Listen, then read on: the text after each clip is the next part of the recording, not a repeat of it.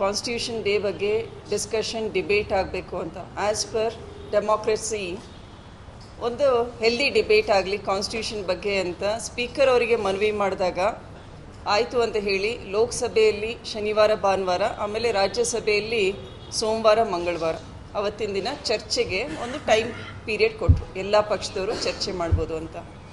ರಾಜ್ಯಸಭೆಯಲ್ಲಿ ಅಂಬೇಡ್ಕರ್ ಬಗ್ಗೆ ಮಾತಾಡುವಾಗ ಹೋಮ್ ಮಿನಿಸ್ಟರ್ ಅಮಿತ್ ಶಾ ಅವರು, ಈಗ ತಾನೇ ನೀವು ಕ್ಲಿಪ್ಪಿಂಗ್ ನೋಡಿದ್ರಿ, ಯಾವ ರೀತಿ ಅಂಬೇಡ್ಕರ್ ಅಂಬೇಡ್ಕರ್ ಅಂಬೇಡ್ಕರ್ ಅಂತ 5 ಬಾರಿ ಜಪ ಮಾಡೋದು ಎಲ್ಲರ ಬಾಯಲ್ಲೂ ಫ್ಯಾಷನ್ ಆಗಿಬಿಟ್ಟಿದೆ ಈಗ ಅಂತ ಹೇಳಿದರು. ಇದೇ ರೀತಿ ನೀವು ದೇವ್ರ ಹೆಸರನ್ನ ನಾಮನ ಜಪ ಮಾಡಿದರೆ ನಿಮಗೆ ಸ್ವರ್ಗ ಸಿಗ್ತಿತ್ತು ಅಂತ ನೇರವಾಗಿ ನಮಗೆಲ್ಲರಿಗೂ ಯಾರು ಅಂಬೇಡ್ಕರ್ ಅಭಿಮಾನಿಗಳಿದ್ದಾರೆ ಅವ್ರ ಮನಸ್ಸಿಗೆ ನೋವು ಉಂಟೋ ರೀತಿಯಲ್ಲಿ ಅವರು ಹೇಳಿಕೆ ಕೊಟ್ಟಿದ್ದಾರೆ. ಸೊ ಆದ್ದರಿಂದ ನಾವೆಲ್ಲರೂ ಇಂಡಿಯಾ ಒಕ್ಕೂಟದವರು, ಕಾಂಗ್ರೆಸ್ ಪಕ್ಷ ಮತ್ತು ಇಂಡಿಯಾ ಅಲಯನ್ಸ್ನವರು, ಆಮೇಲೆ ಇಂಡಿಪೆಂಡೆಂಟ್ ಆರ್ಗನೈಸೇಷನ್ಸ್ ಇದ್ದಾವೆ, ಯಾರ್ಯಾರು ಅಭಿಮಾನಿಗಳಿದ್ದಾರೆ, ನಮ್ಮ ಸಂವಿಧಾನದ ಅಭಿಮಾನಿಗಳು, ಅಂಬೇಡ್ಕರ್ ಅಭಿಮಾನಿಗಳು ಎಲ್ಲರೂ ಕೂಡ ಈ ಒಂದು ಹೇಳಿಕೆಯ ವಿರೋಧವಾಗಿ, ಅಂಬೇಡ್ಕರ್ ವಿರೋಧವಾಗಿ, ಸಂವಿಧಾನದ ವಿರೋಧವಾಗಿ ಹೇಳಿಕೆ ಕೊಟ್ಟಿರೋದನ್ನ ನಾವು ಸ್ಟ್ರಾಂಗಾಗಿ ಕಂಡೆಮ್ ಮಾಡ್ತಾ ಇದ್ದೀವಿ. ಅಮಿತ್ ಶಾ ಅವರು ಮೊದಲನೇದಾಗಿ ಅವರು ಕ್ಷಮೆಯಾಚನೆ ಮಾಡಬೇಕು, ಎರಡನೆಯದಾಗಿ ಅವರು ರಿಸೈನ್ ಮಾಡಬೇಕು ಅಂತ ನಾವು ಕೇಳ್ಕೊಂಡಿದ್ದೀವಿ. ನಮ್ಮ AICC ವರಿಷ್ಠರು, KPCC ವರಿಷ್ಠರು ಆದೇಶ ಕೊಟ್ಟಿದ್ದಾರೆ. ಆ ನಿಟ್ಟಿನಲ್ಲಿ ನಾವೆಲ್ಲ ಕಾಂಗ್ರೆಸ್ MPಸು ಅವರವರ ಒಂದು ಸ್ಟೇಟ್ನಲ್ಲಿ, ಡಿಸ್ಟ್ರಿಕ್ಟ್ನಲ್ಲಿ, ಕಾನ್ಸ್ಟಿಟ್ಯೂನ್ಸಿ ಲಿಮಿಟ್ನಲ್ಲಿ ಅಂಬೇಡ್ಕರ್ ಸ್ಟ್ಯಾಚ್ಯೂಗೆ ಮಾಲಾರ್ಪಣೆ ಮಾಡಿ ನಂತರ ನಾವು ಒಂದು ಲೆಟರ್ ಕೂಡ ಪ್ರೆಸಿಡೆಂಟ್ ಆಫ್ ಇಂಡಿಯಾಗೆ ಅಡ್ರೆಸ್ ಮಾಡಿ ಕೊಟ್ಟಿದ್ದೀವಿ. ಅದರಲ್ಲಿ ಅಂಬೇಡ್ಕರ್ ಅವ್ರನ್ನ ನೀವು ರಿಸೈನ್ ಮಾಡಲಿಕ್ಕೆ ಒತ್ತು ಕೊಡಬೇಕು, ಜೊತೆಗೆ ಅವರು ಕ್ಷಮೆಯಾಚನೆ ಮಾಡಬೇಕು, ಇಡೀ ದೇಶದ ಎಲ್ಲ ಜನತೆಗೆ, 140 ಕೋಟಿ ಜನತೆಗೆ ಕ್ಷಮೆಯಾಚನೆ ಮಾಡಬೇಕು ಅಂತ ನಾವು ಅವರಿಗೆ ಲಿಖಿತ ಮೂಲಕ ಒಂದು ಪತ್ರ ಕೂಡ ಸಲ್ಲಿಸಿ ಈಗ ಒಂದು ಪ್ರೆಸ್ ಮೀಟ್ ಮಾಡ್ತಾ ಇದ್ದೀವಿ. ಎಲ್ಲ ಪ್ರೆಸ್ನವರಲ್ಲಿ ನಾನು ಕೇಳ್ಕೊಳ್ಳೋದಿಷ್ಟೇ, ಎಷ್ಟು ಹೆಮ್ಮೆಯಿಂದ ಗೌರವದಿಂದ ಸಂವಿಧಾನ ದಿನಾಚರಣೆಯನ್ನು ನಾವೆಲ್ಲ ಕಡೆ ಸೆಲೆಬ್ರೇಟ್ ಮಾಡಿದ್ವಿ.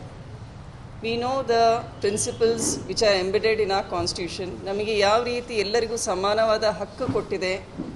ಶೆಡ್ಯೂಲ್ಡ್ ಕಾಸ್ಟ್ ಇರ್ಬೋದು, ಶೆಡ್ಯೂಲ್ಡ್ ಟ್ರೈಬ್ಸ್ ಇರ್ಬೋದು, ಬ್ಯಾಕ್ವರ್ಡ್ ಕ್ಲಾಸ್ನವ್ರು ಇರ್ಬೋದು, ಮಹಿಳೆಯರು ಇರ್ಬೋದು. ಇಂಥ ಒಂದು ಸಂವಿಧಾನ ಶಿಲ್ಪಿ ಭಾರತ ರತ್ನ ಅಂಬೇಡ್ಕರ್ ಅವರ ಒಂದು ಗೌರವಕ್ಕೆ ಧಕ್ಕೆ ತಂದಿದ್ದಾರೆ ಅವರ ಒಂದು ಸ್ಟೇಟ್ಮೆಂಟು. ಆದ್ದರಿಂದ ಇದನ್ನು ಜಸ್ಟ್ BJP ಅವರು ಎಲೆಕ್ಷನ್ಕಿಂತ ಮುಂಚೆ ನೀವು ನೋಡಿದ್ರಿ, ಎಷ್ಟು ಜನ BJP ಲೀಡರ್ಸು ಸಂವಿಧಾನವನ್ನು ಬದಲಾಯಿಸ್ತೀವಿ ಅಂತ ಹೇಳಿದರು. ಅಬ್ ಕಿ ಪಾರ್ 400 ಪಾರ್, ಡೆಫಿನೆಟ್ಲಿ 400 ಪಾರ್ ಆಗಿದ್ದರೆ ಈ ಸಂವಿಧಾನ ಉಳಿತಿರಲಿಲ್ಲ. ಸೊ ಇಂಥ ಒಂದು ಶಕ್ತಿಗಳಿಗೆ ನಾವು ಸರಿಯಾದ ಒಂದು ಕಾನೂನು ಇದೆನಾ ಇಲ್ಲ ಅನ್ನೋದು ಮೊದಲನೇ ಪ್ರಶ್ನೆ ಆಗಿದೆ. ಕಾನೂನು ನಮ್ಮ ದೇಶದಲ್ಲಿ ಇದೆ ಅಂದರೆ ಈ ಒಂದು ಸ್ಟೇಟ್ಮೆಂಟ್ನ ನಾವು ಸ್ಟ್ರಾಂಗಾಗಿ ಕಂಡೆಮ್ ಮಾಡಬೇಕು. ಈ ಸ್ಟೇಟ್ಮೆಂಟ್ ಕೊಟ್ಟಿರೋರ ಬಗ್ಗೆ ನಾವು ಸರಿಯಾದ ಒಂದು ಪ್ರೆಸಿಡೆಂಟ್ ಆಯಿತು, ಪ್ರೈಮ್ ಮಿನಿಸ್ಟರ್ ಆಫ್ ಇಂಡಿಯಾ ಕೂಡ ನಾವು ಡೆಲ್ಲಿನಲ್ಲಿದ್ದಾಗ ನೋಡಿದ್ವಿ. ಪ್ರೈಮ್ ಮಿನಿಸ್ಟರ್ ದಿನಕ್ಕೆ ಒಂದು ಟ್ವೀಟ್ ಮಾಡ್ತಾರೆ. ಅಮಿತ್ ಶಾ ಅವ್ರ ಸ್ಟೇಟ್ಮೆಂಟ್ ಬಂದ ತಕ್ಷಣ ಅವತ್ತು ಸೋಮವಾರದ ದಿನ ಸ್ಟೇಟ್ಮೆಂಟ್ ಮಾಡಿದ್ದಾರೆ, 4 ಬಾರಿ ಟ್ವೀಟ್ ಮಾಡಿದ್ದಾರೆ. ಟ್ಯೂಸ್ಡೇ ಕೂಡ 4ರಿಂದ 6 ಬಾರಿ ಟ್ವೀಟ್ ಮಾಡಿದ್ದಾರೆ.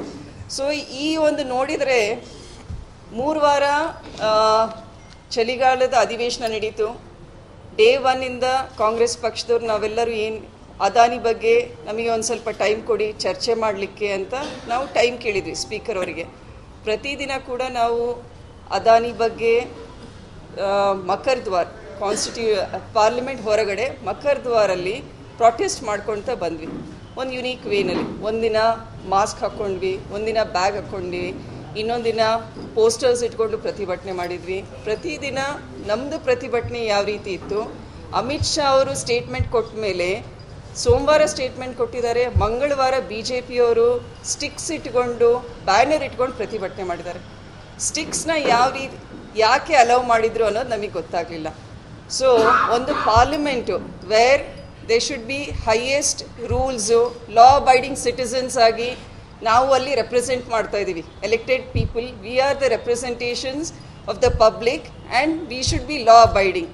ಇಂಥ ಒಂದು ಪ್ಲೇಸ್ನಲ್ಲಿ ಸ್ಟಿಕ್ ಇಟ್ಕೊಂಡು ಹೇಗೆ ಅವರಿಗೆ ಅವಕಾಶ ಸಿಕ್ತು ಅಂತ. ಸೊ ಇದರಲ್ಲೇ ತೋರಿಸುತ್ತೆ ನಾವು ರೂಲಿಂಗ್ ಪಾರ್ಟಿ, ನಮ್ಮದೊಂದು ಆಟೋಕ್ರೆಟಿಕ್ ರೂಲು. ಮೋದಿಜಿ ಅವರಿದ್ದರೆ ನಾವು ಏನು ಕೂಡ ಮಾಡ್ಬೋದು ಅನ್ನೋ ಒಂದು ಧೈರ್ಯ ಅವರಿಗಿದೆ. ಸ್ಟಿಕ್ ಬ್ಯಾನರ್ ಇಟ್ಕೊಂಡು ಅವ್ರ ಮಕರ್ ದ್ವಾರಲ್ಲಿ ನಮಗೆ ಎದುರಾಗಿ ನಿಂತ್ಕೊಂಡಿದ್ರು. ನಾವು ಅಂಬೇಡ್ಕರ್ ಅವರ ಸ್ಟ್ಯಾಚ್ಯೂಗೆ ಮಾಲಾರ್ಪಣೆ ಮಾಡಿ ಕಾಲ್ನಡಿಗೆ ಮೂಲಕ ಡಿಸಿಪ್ಲಿನ್ ವೇನಲ್ಲಿ ಬಂದು ಸೈಲೆಂಟಾಗಿ ಪ್ರೊಟೆಸ್ಟ್ ಮಾಡ್ತಾಯಿದ್ವಿ. ಪ್ರಿಯಾಂಕಾ ಗಾಂಧೀಜಿಯವ್ರು ನಮ್ಮ ಜೊತೆ ಇದ್ದರು, ಮಲ್ಲಿಕಾರ್ಜುನ್ ಖರ್ಗೆ ಅವ್ರು ನಮ್ಮ ಜೊತೆ ಇದ್ದರು, ಮತ್ತು ನಮ್ಮ ಕಾಂಗ್ರೆಸ್ ಪಕ್ಷದ ಎಲ್ಲ ಪಾರ್ಲಿಮೆಂಟೇರಿಯನ್ಸು, ಇಂಡಿಯಾ ಒಕ್ಕೂಟದವರು ಕೂಡ ಅಲ್ಲಿದ್ವಿ. ಇದು ಹೆಡ್ ಆನ್ ಪ್ರೊಟೆಸ್ಟ್. ಅವ್ರ ಕಡೆಯಿಂದ ಕಂಪ್ಲೀಟ್ ಮಕರ್ ದ್ವಾರ್ನ ಬ್ಲಾಕ್ ಮಾಡಿದರು. ಇದರಲ್ಲಿ ಕ್ಲೋಸ್ ಒಂದು ಸ್ಟ್ರೈಕ್ನಲ್ಲಿ ನಾವೇನು ಮಾಡಿದ್ವಿ, ಕಾಂಗ್ರೆಸ್ನವರೆಲ್ಲ ಕೆಳಗೆ ಕೂತ್ಕೊಂಡ್ಬಿಟ್ವಿ, ಇನ್ಕ್ಲೂಡಿಂಗ್ ಪ್ರಿಯಾಂಕಾ ಗಾಂಧೀಜಿ. ಖರ್ಗೆ ಅವರು ಬ್ಯಾಲೆನ್ಸ್ ಕಳ್ಕೊಂಡ್ರು, ಅವರು ಕೆಳಗಡೆ ಕೂತ್ಕೊಂಡ್ರು. ಸೊ ಇಷ್ಟೆಲ್ಲ ನಾನು ಯಾಕೆ ಇದನ್ನೆಲ್ಲ ಪೂರ್ತಿ ಹೇಳಿದೆ ಅಂದರೆ, ನಮ್ಮದು 2 ವಾರದ ಪ್ರಾಟೆಸ್ಟ್ ಯಾವ ರೀತಿ ಇತ್ತು, ಬಿ ಜೆ ಪಿಯವ್ರದ್ದು ಒಂದೇ ದಿನದ ಪ್ರಾಟೆಸ್ಟ್ ಯಾವ ರೀತಿ ಇದ್ದು, ಒಂದು ಕ್ಲಿಯರ್ ಕಂಪ್ಯಾರಿಸನ್ನು ನ್ಯಾಷನಲ್ ಲೆವೆಲ್ನಲ್ಲಿ ನಿಮಗೆ ಮೀಡಿಯಾದಲ್ಲಿ ಸಿಕ್ಕಿದೆ. ಮೀಡಿಯಾದಲ್ಲೂ ಕೂಡ ನೀವು ನಂತರದ ಒಂದು ಚರ್ಚೆಗಳು ನೋಡಿದರೆ ಎಲ್ಲ ಒಂದು ಡೈವರ್ಟ್ ಮಾಡೋ ರೀತಿಯಲ್ಲಿ ಚರ್ಚೆಗಳಿತ್ತು. ಒಂದು ಫೇರ್ ರೆಪ್ರೆಸೆಂಟೇಷನ್ ಯಾವುದೇ ಒಂದು ಮೀಡಿಯಾದಲ್ಲಿ ನಮಗೆ ಸಿಗಲಿಲ್ಲ ಅಂತ ಅನಿಸುತ್ತೆ. ಕೇವಲ ಸೋಷಿಯಲ್ ಮೀಡಿಯಾ ಇರ್ಬೋದು, ನಮ್ಮ ಒಂದು ಕ್ಯಾಂಡಿಡೇಟ್ ಇನ್ ಸೋಷಿಯಲ್ ಮೀಡಿಯಾದಲ್ಲಿ ಮಾತ್ರ ನಮ್ಮ ನಿಜ ಸ್ಥಿತಿಯನ್ನು ನಾವು ಹೇಳಲಿಕ್ಕೆ ಒಂದು ಅವಕಾಶ ಸಿಕ್ತು ಹೊರತು, ಯಾವುದೇ ಒಂದು ನ್ಯೂಸ್ ಮೀಡಿಯಾದಲ್ಲಿ ಗೋಧಿ ಮೀಡಿಯಾ ಅಂತ ಈಗ ಒಂದು ಹೆಸರುವಾಸಿಯಾಗಿದೆ. ಗೋಧಿ ಮೀಡಿಯಾದಲ್ಲಿ ಎಲ್ಲ ಕಡೆ ಬರೀ ಆಟೋಕ್ರೆಟಿಕ್ ರೂಲರ್ ಬಗ್ಗೆ, ಅವರ ಒಂದು ನಿಲುವಿನ ಬಗ್ಗೆ ಮಾತ್ರ ಬಂತು ಹೊರತು, ಪ್ರಜಾಪ್ರಭುತ್ವದಲ್ಲಿ ಎಲ್ಲರಿಗೂ ಕೂಡ ಒಂದು ಫಂಡಮೆಂಟಲ್ ರೈಟ್ ಇದೆ, ರೈಟ್ ಟು ಸ್ಪೀಚ್. ಅದು ಮಾತಾಡಲಿಕ್ಕೆ ನಮಗೆ ಅವಕಾಶ ಸಿಗಲಿಲ್ಲ ಅಂತ ನನ್ನ ಅನಿಸಿಕೆ. ಸೊ ಅದರಿಂದ ಎಲ್ಲ ಪ್ರಿಂಟ್ ಮೀಡಿಯಾದವ್ರು ಇದ್ದೀರಾ, ವಿಷುವಲ್ ಮೀಡಿಯಾದವ್ರು ಇದ್ದೀರಾ, ದಯವಿಟ್ಟು ಈ ಒಂದು ಸಂವಿಧಾನ ಶಿಲ್ಪಿ ಭಾರತ ರತ್ನ ಅಂಬೇಡ್ಕರ್ ಅವರು 100 ಕೋಟಿ ಜನ ಅವರನ್ನು, 100 ಕೋಟಿಗೂ ಹೆಚ್ಚು ಜನ ಅವರನ್ನು ಪೂಜಿಸ್ತಾರೆ. ಸೊ ಅಮಿತ್ ಶಾ ಅವ್ರ ಸ್ಟೇಟ್ಮೆಂಟ್ನ ನಾವು ಸೀರಿಯಸ್ ಆಗಿ ತಗೋಬೇಕು. ಈ ರೀತಿ statements it is against the moral and ethical beliefs of ಆ ಪೀಪಲ್.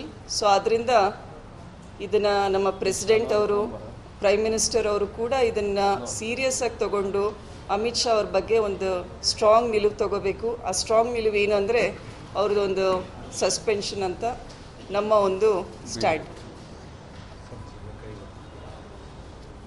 ತೆಗಿಬೇಕು ಅಂತ ಹೇಳಬೇಕಾಗ್ತದೆ.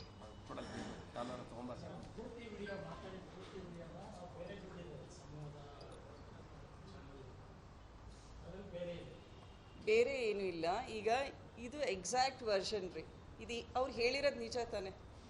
ಅಂಬೇಡ್ಕರ್ ಅಂತ ಜಪ ಮಾಡ್ತಾ ಇದ್ದೀರಾ, ಅದು ಒಂದು ಫ್ಯಾಷನ್ ಆಗಿದೆ ಅಂತ. ಹೌ ಕ್ಯಾನ್ ಸಂಬಡಿ ಸೇ, ಹೌದು ನಾನು ಓಂ ನಮಃ ಶಿವಾಯ ಅಂತ ಜಪ ಮಾಡ್ತೀವಿ, ನಾವು ಜಪ ಮಾಡೋದು ಹೆಂಗೆ ಫ್ಯಾಷನ್ ಆಗುತ್ತೆ? ಹೌದು, ಅಂಬೇಡ್ಕರ್ ಬಗ್ಗೆ ಅಷ್ಟು ಅಭಿಮಾನ ಇದೆ ನಮಗೆ. ಯಾರು ಅಂಬೇಡ್ಕರ್ ಹೆಸರು ಜಪ ಮಾಡ್ತಾರೆ ಅವ್ರಿಗೆ ಅಭಿಮಾನ ಇದೆ. ಸೊ ಇದು ಜಪ ಮಾಡೋದು ಒಂದು ಫ್ಯಾಷನ್ ಆಗಿದೆ ಅಂದ್ರಲ್ಲ, ಇದನ್ನು ನಾವು ಖಂಡನೆ ಮಾಡ್ತಾ ಇರೋದು. It is not a fashion, it is our respect and regards for Ambedkar. ಈ ರೀತಿ ಮಾತಾಡೋದು ಸರಿಯಲ್ಲ ಅಂತ ಹೇಳಿದ್ರು.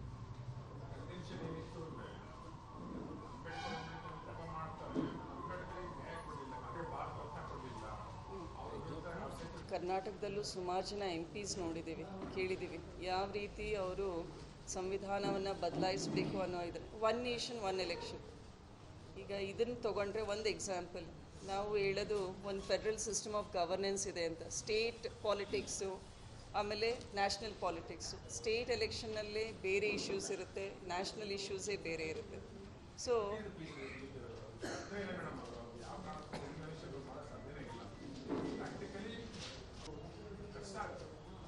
ಬಹುಮತ ಬರಲ್ಲ, ಆ ಸಂದರ್ಭದಲ್ಲಿ ಮತ್ತೆ ಎಲೆಕ್ಷನ್ಗೆ ಹೋಗ್ತಾರೆ. ಅತಂತ್ರ